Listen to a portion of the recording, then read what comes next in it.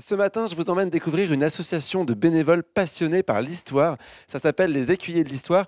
Et vous allez voir que leur passion est pour le coup passionnante. Salut Mickaël. Bonjour Ivan. Alors toi, tu es le président de l'association. C'est quoi votre ambition à vous?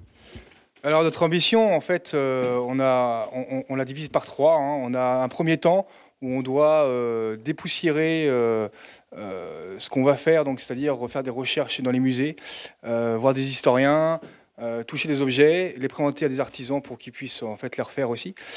Et bien sûr, donc essayer d'avoir ce geste, cette attitude historique pour pouvoir en fait le mettre en pratique. Ça, c'est le deuxième temps, le mettre en pratique ici, donc dans notre école d'équitation militaire.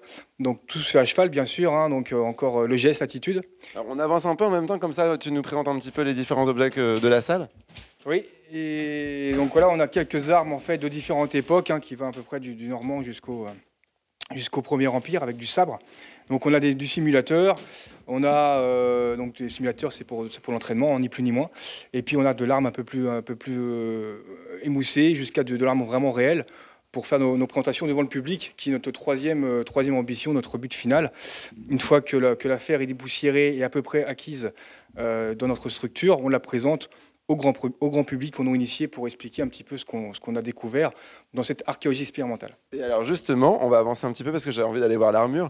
Ce que tu disais, c'est que ce ne sont pas des spectacles, c'est des représentations fidèles et c'est pas des cascades. Du coup, tout est vrai. Voilà, rien n'est scénarisé, rien n'est mis en place à l'avance. Donc bien sûr, c'est un visuel spectaculaire, mais voilà, l'authenticité est là, hein. C'est authentique, c'est réel, ce qui donne une autre dimension en fait pour nous, hein, qui sommes immergés.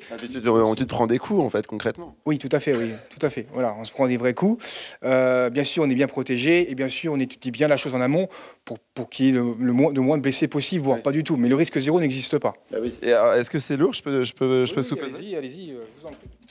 Ah bah je vais y arriver.